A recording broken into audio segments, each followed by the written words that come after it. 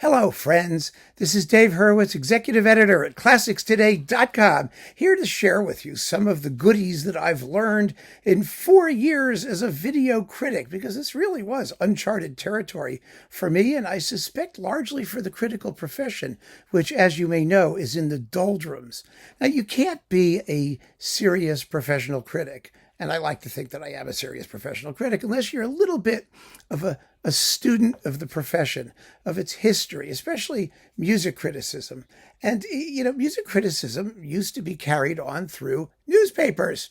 And as often as not, the critics who wrote for those newspapers were anonymous. They were either completely anonymous or they operated under a nom de plume. For example, George Bernard Shaw as Corno di Bassetto or something like that. You took a name, but nobody really knew who you were.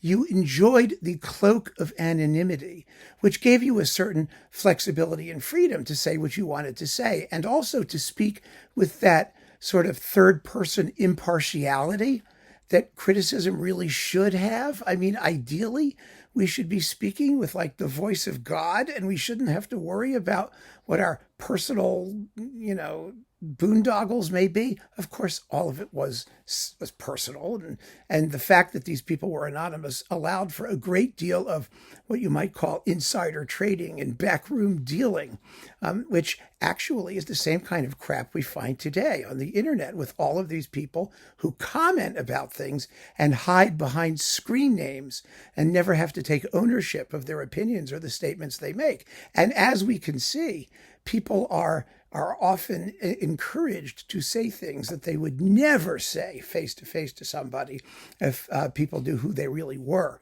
and if they had to own up to the consequences of their mouthing off. Well, criticism was very much like that back in the early years when they had newspapers and newspapers hired critics, but also the intent of criticism was a little bit different. I think it was a little bit more focused towards ensuring a certain uniformity of community values and standards of taste and levels of culture and things like that than it later became. But the bottom line, the key point was the anonymity of the critic. And that all went by the wayside, over the course of the 19th century, when critics became like a big deal and people knew who they were. Now, they either knew who they were because they wrote with a byline and they used their name, or because everybody knew who the critics were at the major newspapers. And there were only a limited number of them. And the key, excuse me, have a bit of a cold here. The key to writing what I consider a decent review, and what I always used to tell my writers at ClassicsToday.com and people who wanted to write for us, is that criticism is not autobiography. Nobody cares what your opinion is. The purpose of a review, and particularly a record review where you're dealing with a physical product that anybody can go hear and confirm whether or not you're credible or not, is to get the facts right. Criticism is not about opinion. It's about an accurate reportage of the facts of the performance. That's what the review is. At the end of the review, the critic will naturally be called upon to pass judgment, to say, well, was it good? Was it not good? Did I like it? But that's the least important part. The most important part is to explain to people what happened in the course of a performance. Now, with that goal in mind, when we were doing literary criticism, in other words, when we were writing criticism, not criticizing literature, which is different, but in written criticism, the idea is to be able to write an entertaining review, to say it in words which are engaging, which suck the listener in, which make them curious, which makes them want to hear what you heard. And the biggest problem we had at ClassicsToday.com was finding people who could write a pithy, coherent, enjoyable sentence. That is a rare thing. It really is a rare thing. I may flatter myself in saying that I know how to do it, but the truth is that the number of people who could write entertainingly and well is vanishingly small. And when you combine that with people who have to know the discography of the work, the history of the work itself, who've done the listening, who can explain what they've heard in a literarily concise and attractive way, well, it's a rare thing. And so there's tons and tons of criticism that's written or that was written that is okay as regards the reporting part, but which is completely ephemeral as regards the style and clarity and artistry of the written word. I mean, it's a creative act, writing criticism, just like composition, just like performance. It's a creative act.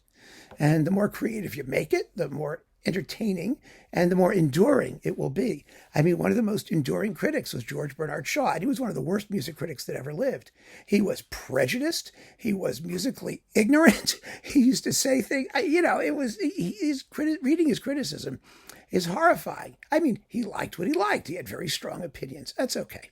But the way he expressed them, oh my God, it's such a delight to read his criticism. His criticism has passed the stage where it meant anything in terms of his musical insights or the performances in question or anything like that. And it's now just simply great literature because he was a great writer. And I think all serious critics who write criticism aspire to be great writers as much as they are critics. Whether we are or not, history will decide. But Bernard Shaw was certainly one of them. I don't think there's any controversy there. And there were others. There were others who were wonderful literary stylists and also critics. I mean, I remember reading one of the greatest ever reviews I ever wrote was a New York Times review of Guy Fieri's restaurant in Times Square. It was entirely written as a series of questions. And the reviewer, who I forget who he was, but oh my God, he was fabulous. He trashed the place. I mean, it was a brilliant piece of literary vivisection. And that thing is worth reading just for the style and the elegance and the point, as well as the accuracy of the facts adduced. So, I mean, that's what we did as writers. That's what we tried to do as writers. Now, when this video stuff started happening, it was all different, totally different. Now, there's always been video criticism. You may recall in your local news, the local film critic or theater critic or somebody, never a music critic, but, those kinds of critics, they would essentially read a script. They would read what would have been a written review, maybe simplified a little bit because it was the spoken word rather than the written word, but they would just stand there, stare at the camera, and essentially read out their text. But this thing that we're doing with social media and everything, it's a whole different kettle of beans. Oh my goodness. And when I started doing these things 4 years ago, I was listening to YouTube's initial advice, which is nothing should be longer than 3 minutes because nobody has longer than a 3-minute attention span. Well, that may be true, but I gave that up immediately because you can't say anything useful in 3 minutes. And I just was as flat and bland in my delivery as I could make it to try and be as serious as a piece of literary criticism or written word criticism. Well, that didn't last very long because it was, I think, rather dull to watch. But I leave those reviews there, of course, because you can see the progression and it's kind of interesting, I think. Then, as I started to get more comfortable and as you started responding to me, and that was the important thing, frankly, it was the response I got from you, the viewer, about what you wanted to see and how you wanted to see it, what you liked about what I did and what you didn't like about what I did. You realize that it's a whole different, first of all, it's a visual medium. I mean, and I have to deal with my strengths and weaknesses as a visual character. I'm not particularly telegenic. I'm not particularly interested in visual doodads, special effects, production things to turn these things into masterpieces of cinematography. As you know, they aren't. And I got a lot of criticism about that, which I just ignored because that wasn't what I could do. But the other thing that really, really makes a difference is how much of yourself you have to put into the act of speaking, of writing reviews, of talking to your audience. That was something that I understood only gradually because, like most people, I think, I have a horror of social media. I really do. And I wanted to guard my privacy. I don't want to, how much of yourself do you reveal in these things? You have to. I think you have to. I don't think there's any choice because instead of literary style, that is the artfully crafted written word, which is a whole art form in itself, there is the substitute, the equivalent of that is you. It's your personality. It's what you bring to the way you speak and relate to your audience. And it's a similar thing, but it's done very differently. Also, the goal of the review remains the same, of course, which is to describe musical facts that anybody can confirm for themselves, and then finally, ultimately, to render an opinion, or to render an opinion in the course of describing the musical facts, but also to do it in a way which is colorful, and just as in a piece of music itself, it has to use time in an interesting way. When you're writing something down for people to read, I mean, they can spend as much time as they want with it. And to read something that's a couple of paragraphs takes a fairly limited amount of time. To cover the same amount of territory in words in a way which I think conveys the flavor of a performance is going to take longer. And whether or not it takes longer, you have to have a certain ability to speak publicly to nobody, to a computer, and then to render some sort of opinion in a way that's going to attract people's attention and hold their attention and make it interesting.